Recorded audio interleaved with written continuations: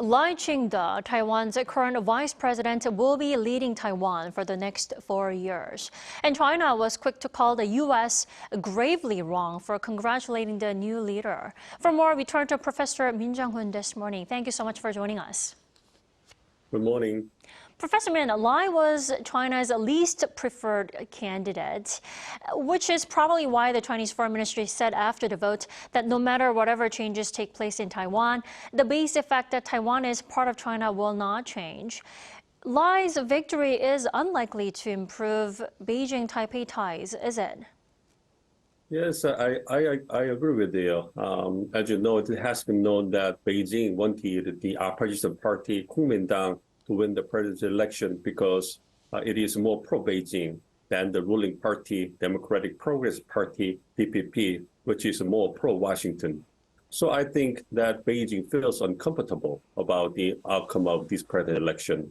Of course, it is likely that Beijing will watch what political rhetorics and policy orientations the incoming DPP government will actually show in terms of the relationship between China and Taiwan. And it is likely that the incoming president, Lai Ching-te, is handing down his predecessor's stance about Taiwan's independence, and it will be leaning toward the United States. So it will not take a long time before we can see that the very clear the policy and the political orientations of the new Taiwan government. And it will definitely make China uncomfortable, and China will continue to put political and economic pressures against the new Taiwanese government. So I think that it will not be easy to see any improvements in China-Taiwan relations in the coming months. Right, not in the near future. Now, following Saturday's election results, Washington congratulated the new leader, but U.S. President Joe Biden said his country does not support the independence of Taiwan. Professor Min, what does that mean? Yeah, so basically, I think that Washington welcomes the outcome of this presidential election because it can have a pro-Washington government at least 4 more years. But it also needed to consider its relations with Beijing, and it does not want to provoke or make any unnecessary political tensions or conflict with Beijing by making any provoking, irritating comments about China and Taiwan relations. So I think that President Biden said that U.S. does not support the independence of Taiwan.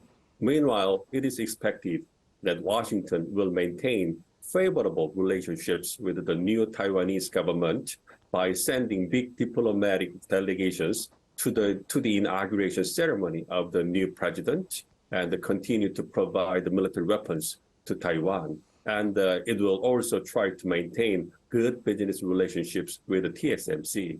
So it means that we will see the continuing political and economic tensions or conflict between U.S. and China over their relationships with Taiwan. Definitely. So Washington is happy that Lai won, but still walking on eggshells because of its ties with Beijing. Like you mentioned, what many experts are concerned about is that the Taiwan election results will definitely intensify between the tensions between the U.S. and China. Let's talk more about that. Yes, as I mentioned a moment ago, we will witness continuing the tensions or conflict between U.S. and China over Taiwan issues. But personally, I don't think that it will make U.S.-China relations much worse in the short term. As you know, Taiwan issues are one of the vital national issues that China has, and Washington is also well aware of it. So Washington will not cross the red line, like ignoring one China policy and supporting Taiwan's independence.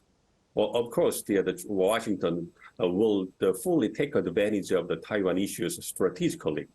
And recently, U.S. and China, the two countries restored the hotline and the communication channels between their military authorities.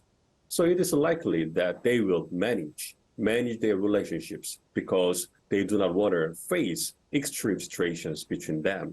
So I think that the status quo over Taiwan issues like political and economic tensions or conflict between U.S. and China exists, but they do not want to go to extreme So such a situation will be maintained in the coming months and years.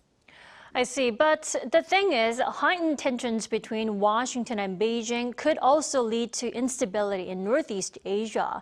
What would that mean for the Korean Peninsula on the security front, especially dealing with North Korea issues? Yes, basically, there is always a possibility that heightened tensions between U.S. and China could lead to instability in the Northeast Asia because they are very important to major players who can make a huge impact on the security situation in the region.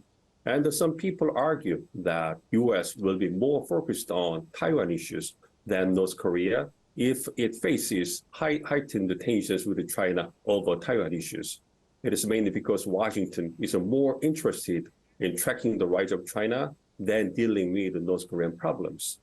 But personally, I don't think that the U.S. will put less importance in North Korean issues because at least it is directly related to the security situation of the U.S. most important two regional allies, South Korea and Japan. And North Korea's growing nuclear and missile capabilities are threatening South Korea and Japan, and North Korea's military threats have been the major motivation to improve the bilateral and the trilateral cooperation among South Korea, U.S., and Japan. So I think that U.S. will continue to make a consistent effort to work together with South Korea and Japan in order to cope with North Korea's growing military threats. All right, Professor Min, thank you so much for joining us all the way from Indonesia this morning. You have a great day. You too. Thank you.